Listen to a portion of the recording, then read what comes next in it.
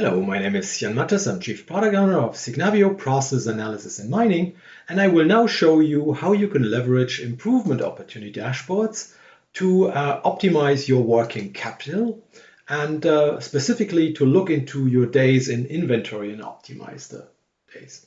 So first of all, if you filter those 15 dashboards for days payable outstanding and sales outstanding and days in inventory, then those are the areas where you best would be able to optimize your working capital, basically the money you have available for your business.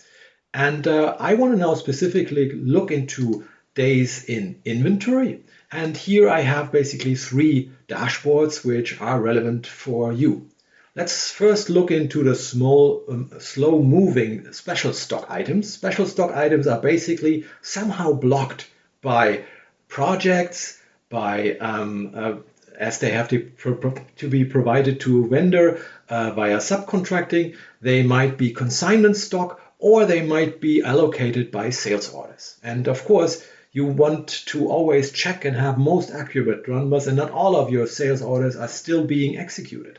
So you can now drill down into those stock level of sales orders, see the numbers here in detail, and also check basically what material types and also what sales organization might be mostly touched by that.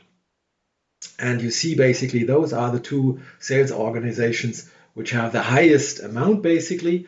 And again, you as usual, you might be looking into your correction recommendations and basically find out and check what you need to be done. So you basically can check if the items have been already delivered, so therefore you need to correct your stock amounts, or then you need to decide if the sales orders are cancelled and basically need to be removed. So let's go back into the improvement opportunities and again filter for days in inventory to have a deeper look on where we have an area where basically our MRP run might consider stock amounts and orders which are not relevant anymore. So this is basically the area where we just see a dashboard which helps you to find those elements without demand. Basically, they are allocated. Again, it's basically a number which is going down here in some areas, but also has certain spikes. And let's drill down into that to find out more. So this is basically in the plan to fulfill. And here we have combinations with overdue sales order items in the backlog. It has spikes, it is going down, but it also has spikes. And as you can see by the number here, we are not very good compared to your industry.